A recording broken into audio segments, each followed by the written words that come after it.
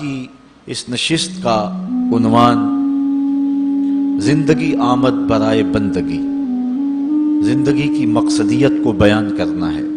ہم اس دنیا پر کیوں بھیجے گئے ہیں، ہمارے آنے کا مقصد کیا ہے۔ کارخانہ قدرت میں کوئی ایک چیز بھی ایسی نہیں ہے کہ جو بے مقصد پیدا کی گئی ہو، اس کی تخلیق کا کوئی نہ کوئی مقصد ضرور ہے، اور جب تک وہ چیز اس مقصد کی تکمیل کرتی رہتی ہے تو اسے عزت دی جاتی ہے۔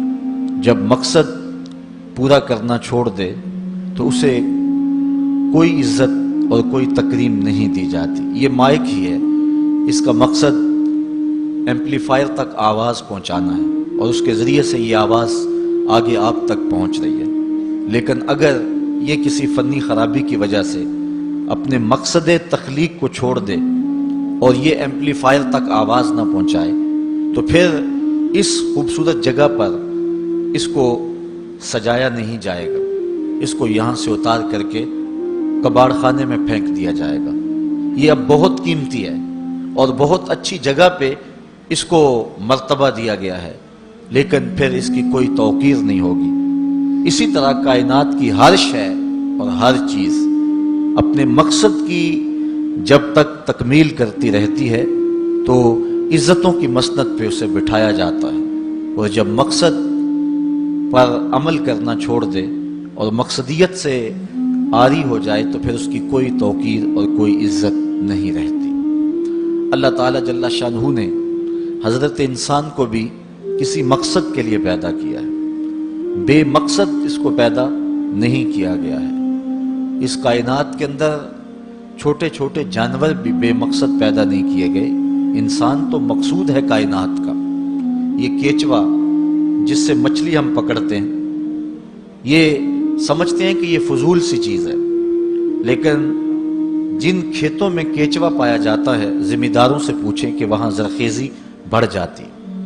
اسی طرح میں نے ایک جگہ پہ ایک شخص کو دھاگے کے ساتھ یہ کیچوے باندھ کر کے دھوپ میں خشک کرتے ہوئے دیکھا، تو میں نے اس حکیم صاحب سے پوچھا کہ اس کا مقصد کیا، تو وہ کہنے لگے کہ یہ دوائیوں میں بھی استعمال ہوتا ہے، اس کے بدن میں فولاد ہوتا ہے۔ اسی طرح یہ کانٹا لگا کر کے مچھلی پکڑنے کے کام بھی آتا ہے۔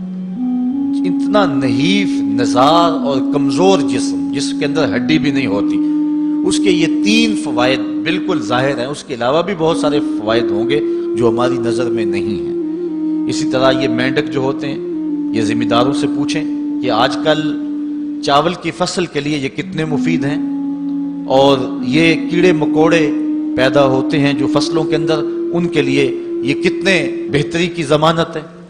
تو ہم وہ چیزیں جن کے فوائد ہماری نظر میں نہیں ہیں، لیکن وہ بھی چیزیں فوائد سے خالی نہیں ہیں۔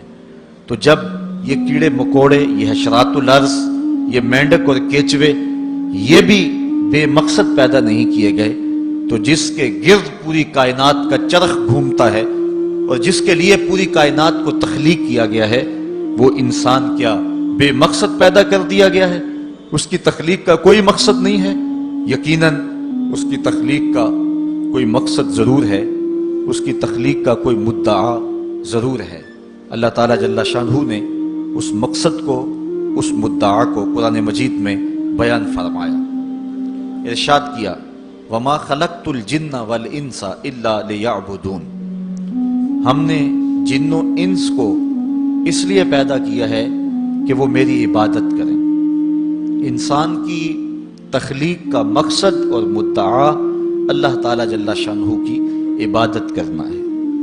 اللہ تعالیٰ جل شانہ کی عبادت اس لیے نہیں کہ اس کو بندوں کی عبادت کی ضرورت ہے، اسے کوئی غرض ہے۔ بندوں کو تخلیق اس نے اس لیے کیا ہے کہ وہ مجھے پوجیں گے اور میری عبادت کریں گے تو کوئی مجھے فائدہ ہوگا۔ اللہ تعالیٰ جل شانہ ایسی کسی غرض سے پاک ہے۔ خود ارشاد فرمایا ما ارید منہم من رزق وما ارید ان یطعمون، نہ تو میں اس سے کوئی رزق چاہتا ہوں اور نہ یہ چاہتا ہوں کہ وہ مجھے کھلائیں، چونکہ وہ کھانے سے بھی پاک ہے اور اسے رزق کی بھی ضرورت نہیں ہے، بلکہ ان اللہ هو الرزاق ذو القوۃ المتین، اس کی شان یہ ہے کہ وہ خود رزاق ہے، وہ پوری دنیا کو دینے والا ہے اور وہ قوتوں کا مالک ہے۔ وہ رب جو خود قوتوں کا مالک ہے، جو متین ہے، ذو قوہ ہے اور رزاق ہے، اس کو غرض کوئی نہیں ہے، تو پھر بندوں کو حکم کیوں کیا گیا کہ وہ اس کی عبادت کریں؟ اصل بندے کے لیے کمال یہ ہے کہ وہ بندگی میں رہے، اور اس سے اس کے اخلاق رذیلہ ختم ہوں گے اور اس میں اخلاق حسنہ پیدا ہوں گے۔ اس لیے اس کو عبادت کا حکم دیا گیا تاکہ وہ اپنی زندگی کا جمال پا سکے۔ اگر وہ پوجا نہیں کرے گا، اللہ کی پرستش نہیں کرے گا، تو اللہ تعالیٰ جل شانہ کو کوئی فرق نہیں پڑتا۔ کائنات کی کوئی چیز نہیں ہے جو طوعاً اور کرہن اس کے حضور سجدہ ریز نہیں ہے، اس کی تسبیح نہیں بولتی۔ علماء نے لکھا کہ تمام درخت جو تم دیکھ رہے ہو یہ حالت قیام میں ہیں اور اللہ کی تسبیح بول رہے ہیں، اور درخت جب تک تسبیح بولتا رہتا ہے اپنے تنے پہ کھڑا رہتا ہے، اور جب تسبیح بولنا چھوڑ دیتا ہے تو کاٹ دیا جاتا ہے۔ جو درخت کاٹ دیا جائے سمجھ لو کہ اب تسبیح کا عمل اس سے موقوف ہو گیا تھا، اب اس کو کاٹ دیا گیا۔ تو سارے درخت حالت قیام میں ہیں، چوپائے حالت رکوع میں ہیں، مینڈک حالت تشہد میں ہیں، اور حشرات الارض کیڑے مکوڑے یہ حالت سجدہ میں ہیں۔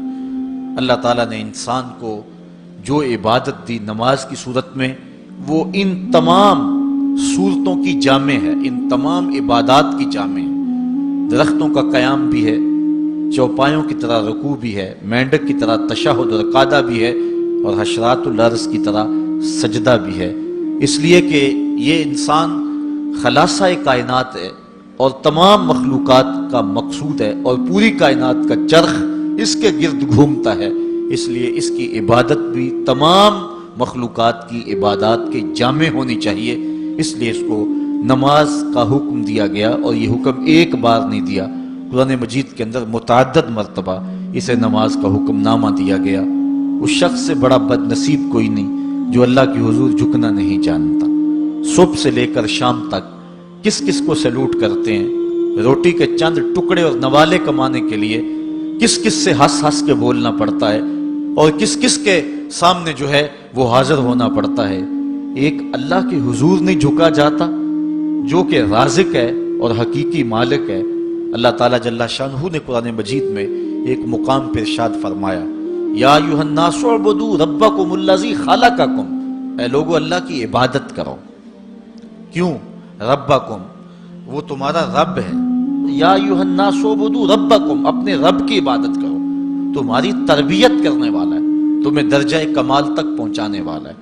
یہاں صرف اہل ایمان کو حکم نہیں دیا گیا، یہاں پوری انسانیت کو اللہ کی حضور حاضر ہونے کا کہا گیا ہے، چونکہ وہ صرف اہل ایمان کا رب ہی نہیں ہے بلکہ وہ تمام کائنات کا رب ہے۔ سورۃ الفاتحہ اٹھائیں تو وہاں ارشاد ہوتا ہے الحمدللہ رب العالمین، تمام خوبیاں اللہ کے لیے جو تمام جہانوں کا پالنے والا ہے۔ وہاں رب المسلمین نہیں کہا کہ صرف وہ اہل اسلام کا رب ہے، وہ تمام جہانوں کا رب ہے، پوری کائنات کا رب ہے، ہر شخص کو اس کی ضرورت کے مطابق بہم پہنچا رہا ہے، جو اسے مانتا ہے اسے بھی دیتا ہے، جو نہیں مانتا اسے بھی دیتا ہے۔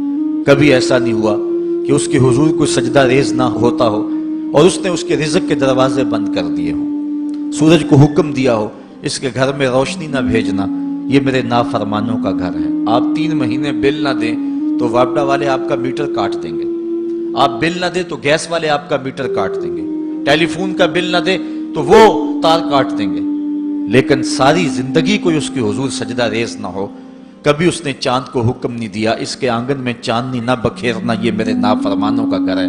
کبھی ہوا کو نہیں کہا اس کے ویڑے میں آکسیجن نہ پہنچنے پائے، یہ نافرمانوں کا گھر ہے، بلکہ سورج جس طرح روشنی حضرت بایزید بسطامی کے گھر میں بکھیرتا ہے اس عاصی کے گھر میں ایسے ہی بکھیرتا ہے۔ یہ اس کی ربوبیت ہے جس کا عموم پوری انسانیت کو فیض دے رہا ہے۔ حضرت ابراہیم علیہ السلام کی عادت تھی کہ مہمان کے بغیر کھانا نہیں کھاتے تھے، اور جو کھانا مہمان کے ساتھ کھایا جائے اس کا حساب بھی نہیں ہوگا۔ ساری زندگی یہ ان کو معمول رہا ہے، اور مہمان تمہارے گھر میں آ کر کے تمہارا نہیں کھاتا، وہ اپنا حصہ خود لے کر کے آتا ہے۔ مہمان کو دیکھ کر کے ناک منہ نہیں چڑھانا چاہیے، خوشی کے آثار چہرے پہ ظاہر ہوں کہ اللہ تعالیٰ نے یہ مہمان مجھے عطا فرما دیا۔ تو حضرت ابراہیم علیہ السلام کی یہ عادت تھی کہ مہمان کے بغیر کھانا نہیں کھاتے تھے۔ ایک دن بھوک لگی، گھر والوں کو کھانا پکانے کا کہا اور خود مہمان ڈھونڈنے نکلے۔ ایک شخص کو جو کہ بوڑھا تھا لے آئے، دسترخوان پہ بٹھایا، کھانا جب لگ گیا تو اس کو کہا اللہ کا نام لے کے شروع کرو۔ اس نے کہا میں تو اللہ کو نہیں مانتا۔ آپ نے فرمایا کہ میں تیرے سے کوئی ربط، رشتہ اور تعلق نہیں رکھتا، اللہ ہی کے نام پہ تجھے کھلا رہا ہوں، تو میرے رب کا نام تجھے کم از کم لینا چاہیے۔ اس نے کہا میں تو بتوں کا پجاری ہوں اور روٹی کے چند ٹکڑوں کے لیے اپنے بتوں سے بے وفائی نہیں کر سکتا۔ آج لوگ چائے کی پیالی پہ دین بیچ رہے ہیں، لیکن دیکھیے وفا کی ریت نبھا گیا نا۔ اس نے کہا کہ میں بتوں سے بے وفائی روٹی کے ٹکڑوں اور چند لقموں کے لیے نہیں کر سکتا۔ حضرت ابراہیم علیہ السلام بولے جب تو اتنا غیرت مند ہے کہ میرے رب کا نام نہیں لیتا اور اپنے بتوں سے بے وفائی نہیں کر سکتا، تو پھر میرا بھی تو کیا لگتا ہے، اگر میرے رب کو نہیں مانتا تو میں تو کھانا اس رب کے نام پہ کھلاؤں گا، کھاتا ہے تو ٹھیک، نہیں تو تیری مرضی۔ وہ حضرت ابراہیم علیہ السلام کے دسترخوان سے اٹھ کے چلتا بنا، وہ گیا تو جبریل امین حاضر ہو گئے، سلام دیا، سندیسہ سنایا۔ رب کہتا ہے اے میرے خلیل، تو نے میرا ایک بندہ ناراض کر دیا۔ یا اللہ وہ تیرا بندہ تھا، وہ تو تیرا نام لینا گوارا نہیں کرتا تھا، اور تو فرما رہا ہے کہ وہ میرا بندہ تھا۔ ارشاد ہوا ابراہیم بتاؤ اس کی عمر کتنی ہوگی؟ یا اللہ 80 سال کے قریب ہوگی۔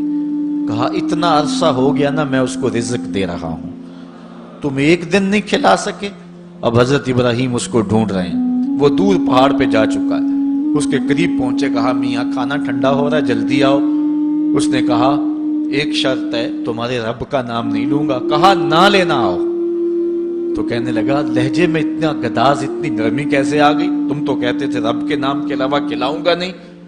کہا کہ اسی رب کا ہی تو پیغام آیا ہے کہ میں بھی اس کو دے رہا ہوں۔ اس نے کہا اگر تیرا رب اتنا اچھا ہے تو کھانا بعد میں کھائیں گے، پہلے اس کا غلام بنا لے مجھ کو۔ تو وہ رب ہے سب کا، ہمارا حق ہے کہ ہم اس کی پوجا کریں۔ تو اللہ تعالیٰ جل شانہ نے ارشاد فرمایا یا ایھا الناس اعبدوا ربکم، اپنے رب کی عبادت کرو۔ ایک تو وہ تمہارا رب ہے، اور پھر الذی خلقکم، اس نے تمہیں پیدا بھی کیا ہے۔ توجہ چاہوں گا کتنی شان ہے کہ اس نے تخلیق بھی کیا اور پھر اس نے تمہاری تربیت بھی کی۔ جو تخلیق بھی کرے اور تمہاری تربیت بھی کرے، کیا اس کا حق نہیں ہے کہ اس کی حضور سجدہ ریزیاں کی جائیں؟ ساری زندگی انسان ماں کی خدمت کرتا رہے تو بتاؤ ماں کی خدمتوں کا بدلہ دے سکتا ہے؟ ماں کے پیار کا صلہ دے سکتا ہے؟ عرض کی گئی کہ میں اپنی ماں کو اپنے کندھوں پہ اٹھا کر کے حج کروایا ہے اور سائی اور کعبۃ اللہ کا طواف کرایا ہے، اور حالت یہ تھی کہ اگر چٹان کے اوپر گوشت کا ایک ٹکڑا ڈال دیا جاتا تو وہ بھی بھن کے کباب بن جاتا، اتنی گرمی کی شدت تھی۔ کیا میری ماں نے میری جو خدمت کی، میری کفالت کی، مجھے دودھ پلایا، مجھے جنم دیا، تو میں نے کیا ماں کی خدمتوں کا صلہ دے دیا ہے؟ تو جواب آیا تو نے ابھی اس کی ایک مسکراہٹ کا بدلہ بھی نہیں دیا۔ ماں جب ہنس کے دیکھتی ہے تو جنت کی ساری کلیاں کھل اٹھتی ہیں، اور بیٹے کی زندگی ماں کے اس ہنسنے سے جو ہے وہ عبادت ہوتی ہے۔ بیٹے کے لیے ماں کے جو جذبات ہیں، ماں کی جو کہانیاں ہیں، ماں کے سینے میں جو درد کے امٹتی ہوئی ایک کائنات ہے، اس کا کوئی بدل نہیں ہو سکتا۔ ساری زندگی ایک ٹانگ پہ کھڑا ہو کے بندہ ماں کی خدمت کرتا رہے پھر بھی حق ادا نہیں ہوگا۔ ماں ماں ہوتی ہے، اللہ تعالیٰ جل شانہ نے اس کو وہ درجے عطا فرمائے۔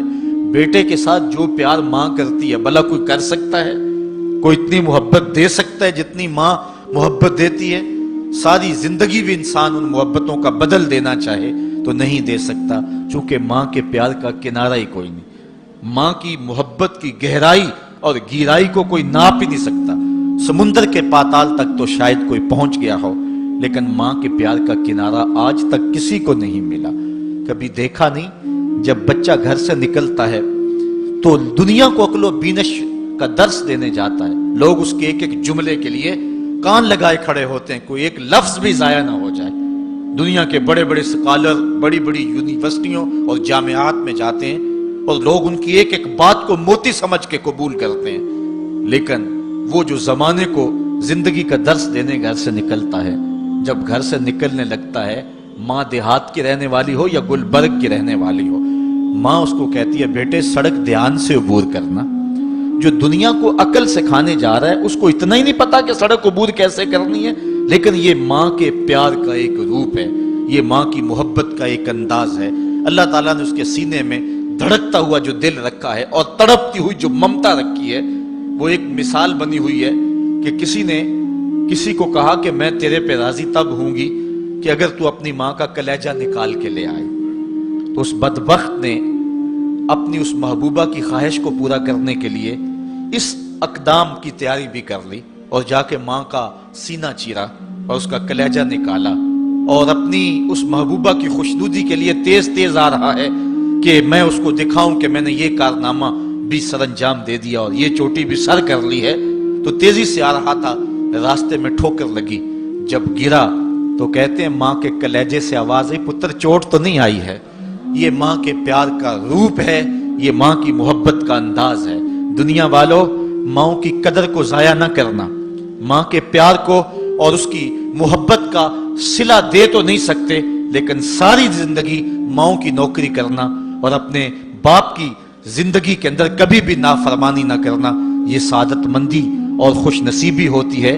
حضور نے منبر کی 3 سیڑھیوں پہ قدم رکھتے ہوئے آمین آمین کہا تھا، تو بعد میں پوچھا گیا حضور آپ نے ہر سیڑھی پہ قدم رکھتے ہوئے آمین کہا، تو یہ کیا ماجرا تھا؟ فرمایا جبریل آئے تھے، انہوں نے مجھے کہا تھا اس شخص کی ناک خاک آلود ہو جو ماہ سیام رمضان المبارک کو پائے اور پھر کثرت عبادت سے اپنی بخشش نہ کروا سکے، تو میں نے آمین کہا۔ پھر کہا اس شخص کی ناک خاک آلود ہو جو والدین کو بڑھاپے میں پائے اور جنتی نہ ہو سکے ان کی خدمت کر کے، تو میں نے آمین کہا۔ پھر جبریل نے کہا اس شخص کی ناک خاک آلود ہو جس کے سامنے آپ کا ذکر کیا جائے اور آپ پر درود نہ پڑے، تو میں نے آمین کہا۔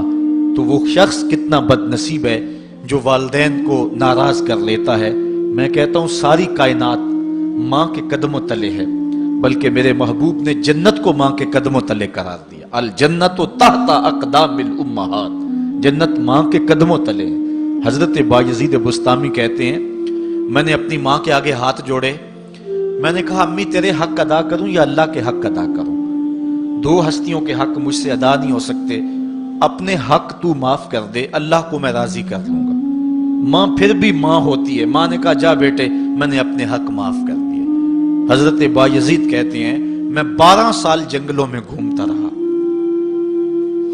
ایک دن مجھے خیال آیا بستام کے قریب سے گزر رہا تھا کہ چلتے چلتے ماں کو سلام کر جاؤں، دروازے کو دستک دینے لگا تو اس احساس نے ہاتھ روک لیا کہ ساری زندگی ماں کو سکھ تو دیا نہیں، دکھ بھی کیوں پہنچاؤں؟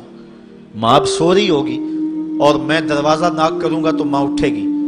سردیوں کی لمبی رات تھی، میں دروازے کے ساتھ لگ کے کھڑا رہا کہ چلو جب ماں بیدار ہوگی تبھی میں دروازے پہ دستک دوں گا۔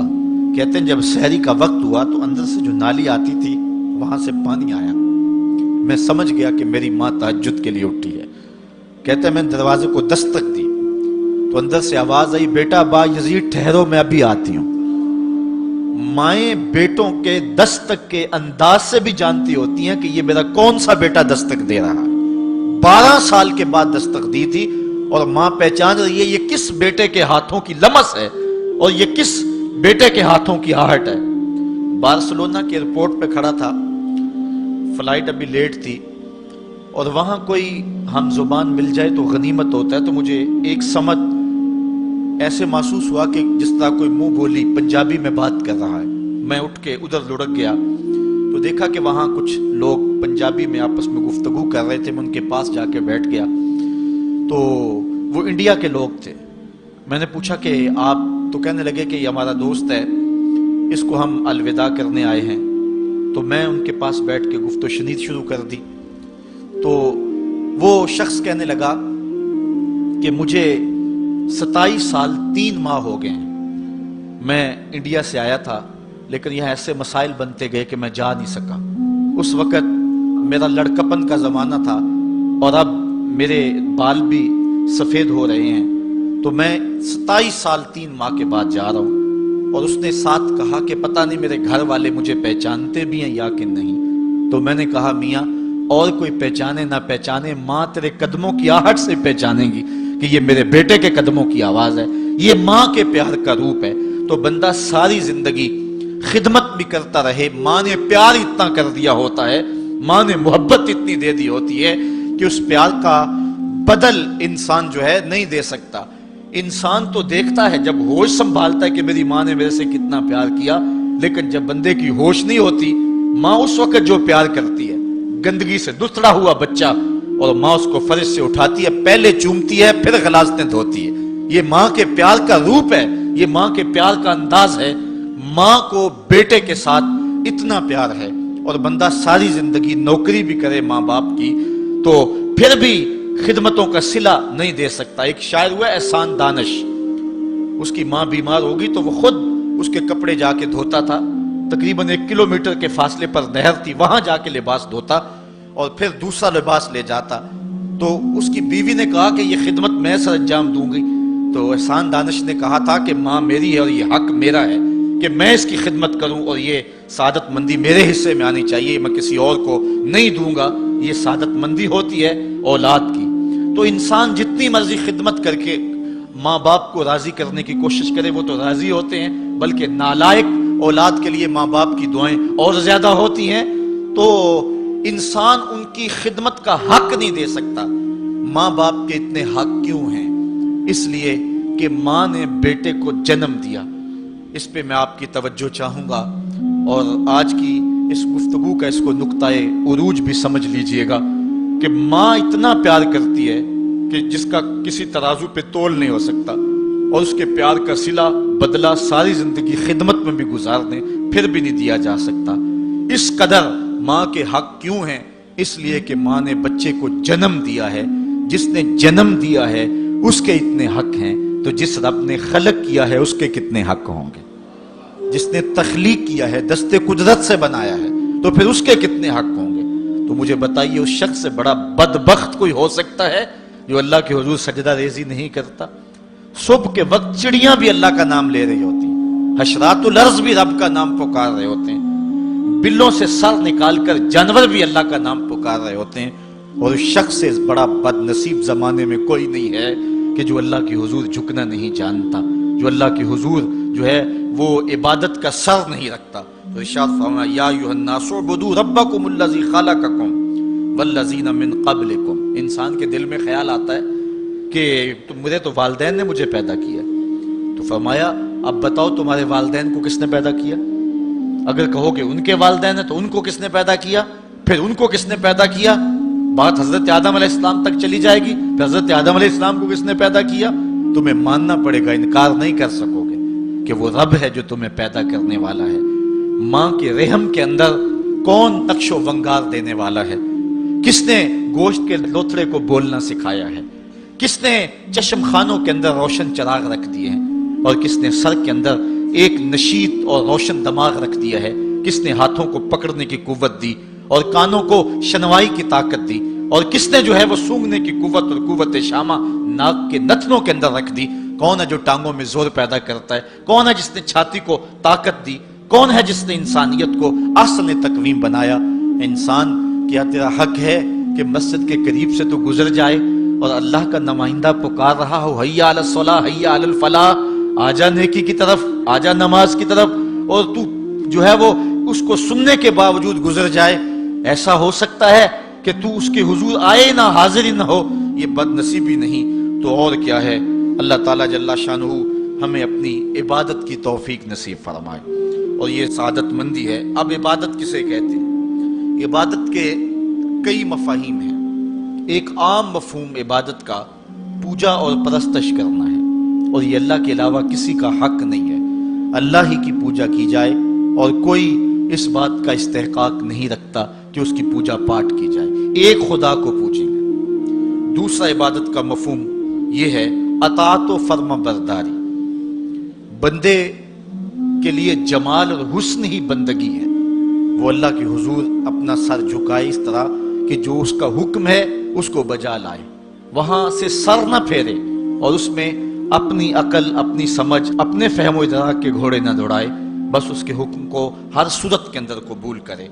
और तीसरा मफहूम जो है वो बंदगी और गुलामी के माना में है। बंदगी और गुलामी के माना में इबादत है कि बंदा उसका जो है वो इस तरह गुलामी का हक निभाए जिस तरह गुलाम को आका की किसी बात पे कोई इतराज नहीं होता।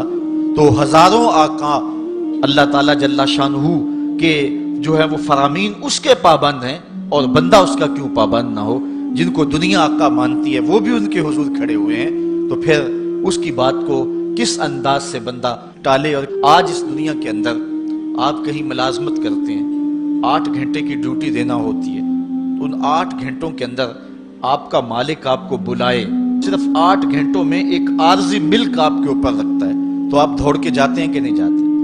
आपके मेहमान भी आपके पास बैठे हों और आप चाय भी उनको पिला रहे हो, लेकिन बास बुला ले आपको और वो घंटी दे, तो आप बेल पे सब कुछ छोड़ के भागते हैं कि नहीं भागते? मेहमानों से भी माजरत करते हैं, मुझे बास ने बुलाया, आप दौड़ते जा रहे हैं। यार, एक दुनिया का बास बुलाए तो मेहमानों को छोड़ के, चाय को छोड़ के, मुरगन गजाओं को छोड़ के, सब कुछ छोड़ के भाग जाते हैं। और रब का नुमाइंदा पुकारे हैया अला सलाह और हैया अल फलाह, जो बंदा उसके हुजूर न जाए, कितना बड़ा बदनसीब है, कितनी बदनसीबियां उसका मुकद्दर हैं कि जो उसके हुजूर। लेकिन ये अल्लाह ताला जल्ला शानुहु की रहमत की अमूमियत है। अगर आज 8 घंटे के लिए आप कहीं ड्यूटी करते हैं, वो आपको आवाज दे और आप ना जाएं, तो वो आपकी नौकरी खत्म कर देगा, आपको सख्त सजनश उसी वक्त करेगा या फिर आपको फारिग कर देगा।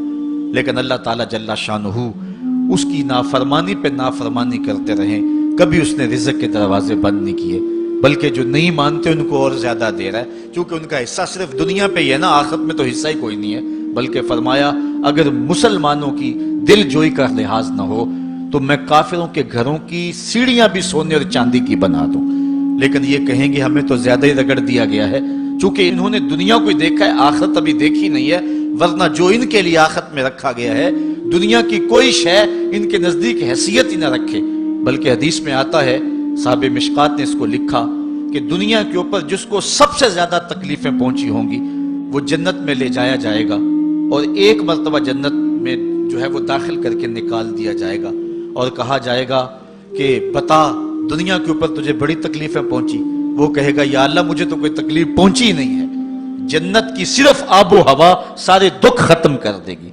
और जिसने तख्त व ताज पे बैठ के भी जिंदगी सारी गुजारी हो, हदीस में आता है उसको जहन्नम में एक डुबकी लगाई जाएगी, और फिर उसको कहा जाएगा, बता तू दुनिया के ऊपर कोई राहत पाई है?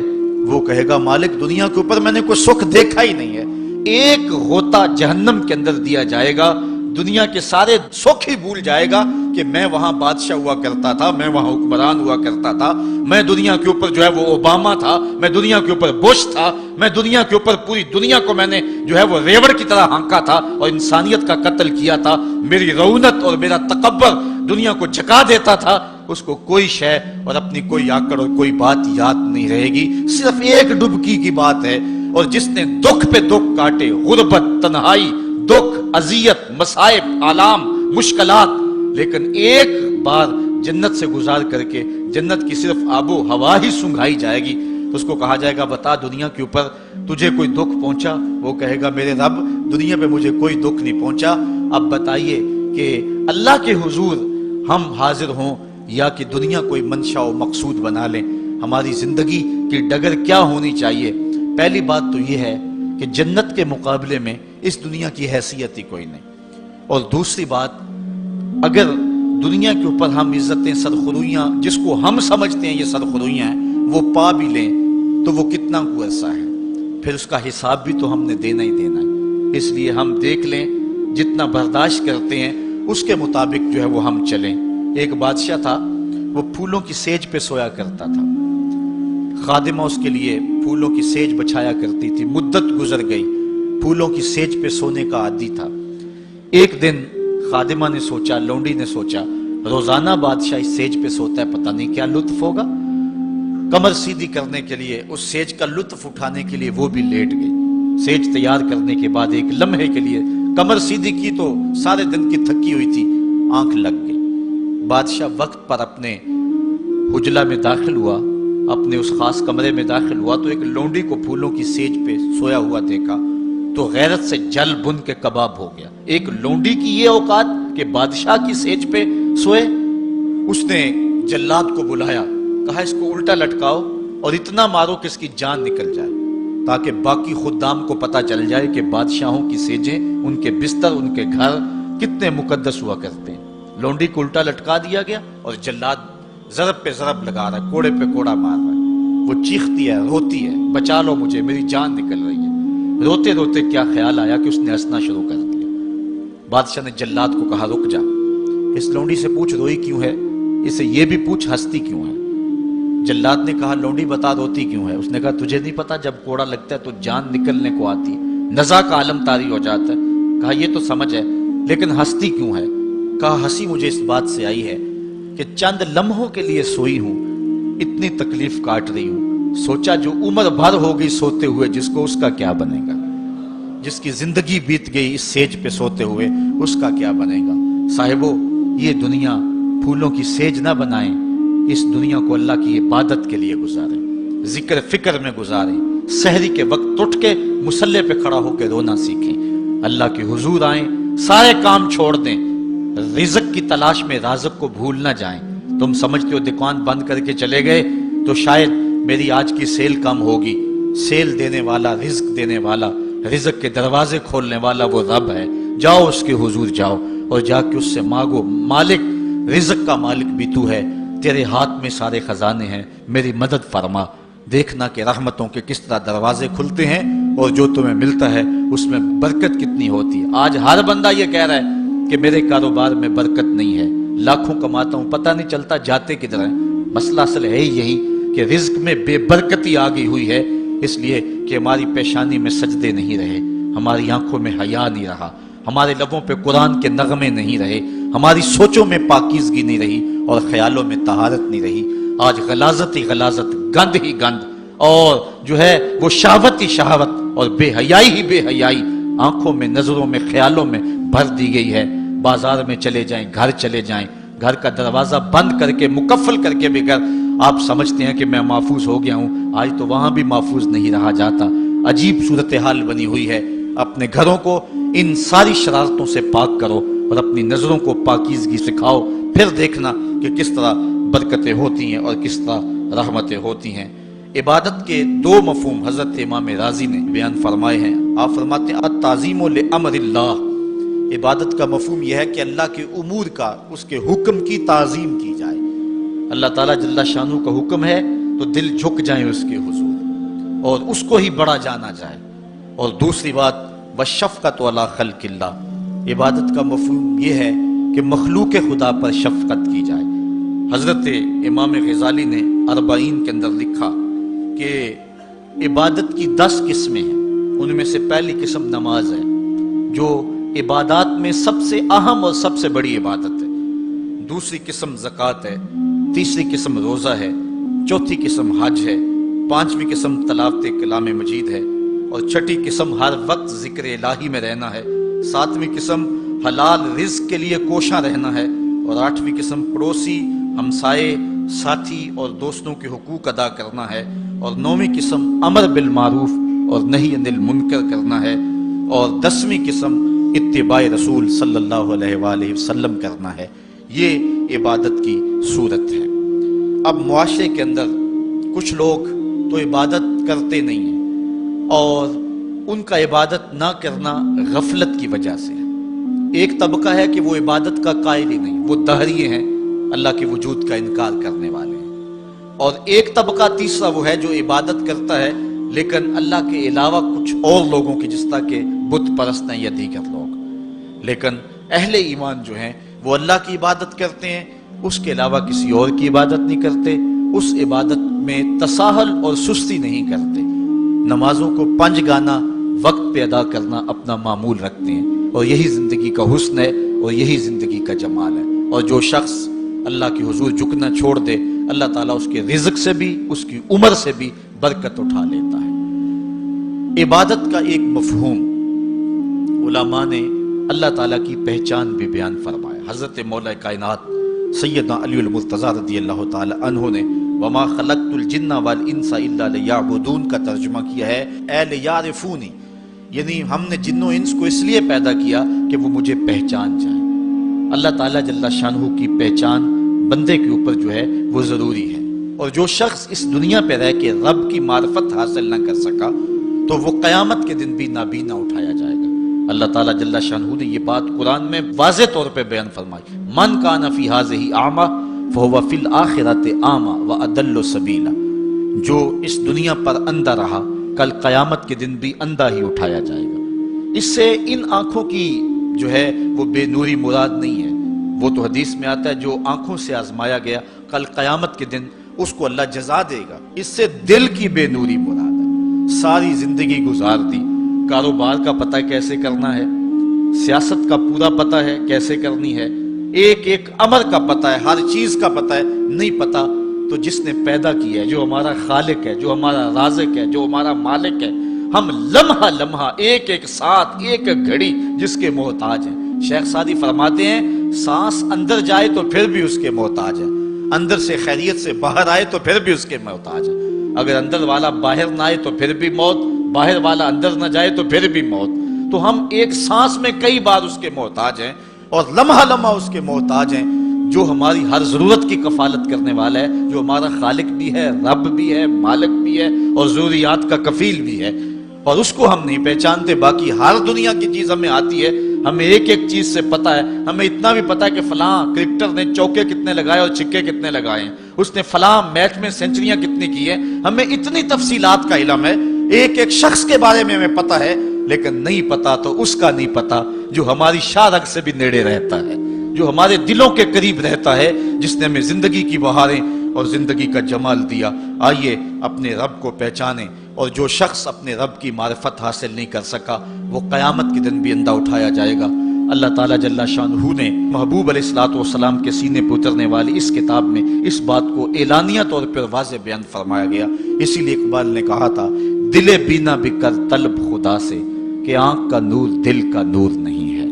میں عبادت کے عنوان سے گفتگو کو ادھورا سمجھوں گا جب تک میں حضور کی ابدیت کو بیان نہیں کروں گا۔ حضور کی عبادت کا عالم یہ ہے، اللہ کے حضور سجدہ ریزیوں کا اور دیگر عبادت کی جتنی بھی اقسام اور صورتیں ہیں، آقا کریم اللہ کے حضور ساری ساری رات قیام فرماتے ہیں، ہمیں تو جگایا جاتا ہے، اذانیں دی جاتی ہیں پھر بھی نہیں اٹھتے، لیکن وہاں کیا ہے کہ اللہ تعالیٰ خود فرماتا ہے محبوب ساری رات جاگا نہ کرو، کچھ سو بھی تو لیا کرو۔